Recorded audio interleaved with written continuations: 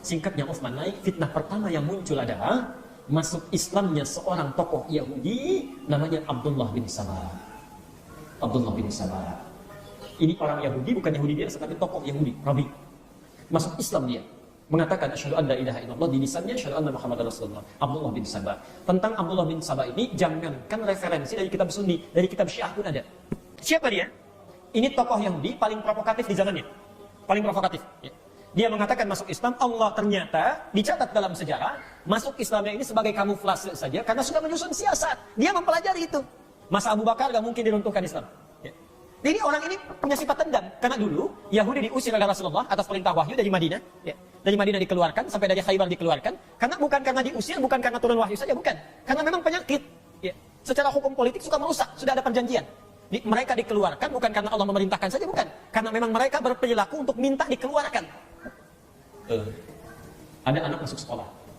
Aturan di sekolah mengatakan, siapa yang merokok akan dikeluarkan dari sekolah. Ya. Kepala sekolah akan mengeluarkan. Tiba-tiba ada seorang anak merokok. Kepala sekolah mengeluarkan dia. Pertanyaan saya, siapa yang mengeluarkan anak itu dari sekolah? Anak itu sendiri. Karena dia merokok. Ya. Kepala sekolah cuma menjalankan aturan saja. Nah, Nabi punya perjanjian dengan Yahudi, tidak boleh berkhianat. Siapa yang merusak sistem keamanan, siapa yang merusak sistem ketentraman dalam satu negara, dia harus keluar dari situ. Ya. Jangankan dulu lah. Sekarang saja kalau ada yang memberontak, ya kan?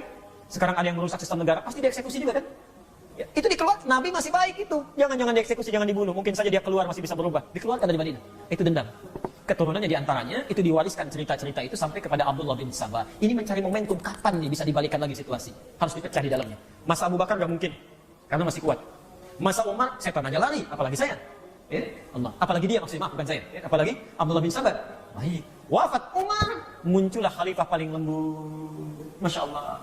Dimanfaatkanlah ini oleh Abdullah bin Sabah. Utsman saat naik menjadi seorang khalifah, dipilih oleh beliau orang-orang terbaik untuk jadi pemimpin di daerah-daerah, gubernur lah kalau kita. Ternyata yang terbaik itu saudara-saudaranya dari Bani Umayyah. Amr bin As diutus ke Mesir. Muawiyah diutus ke Syam. Syam sekarang Palestina, ya, Syria, ya, Libanon, Jordan, ya, Urdun itu Syam sekarang. Ya Allah. Dimanfaatkanlah ini oleh Abdullah bin Sabah untuk memecah belah. Isu pertama dua.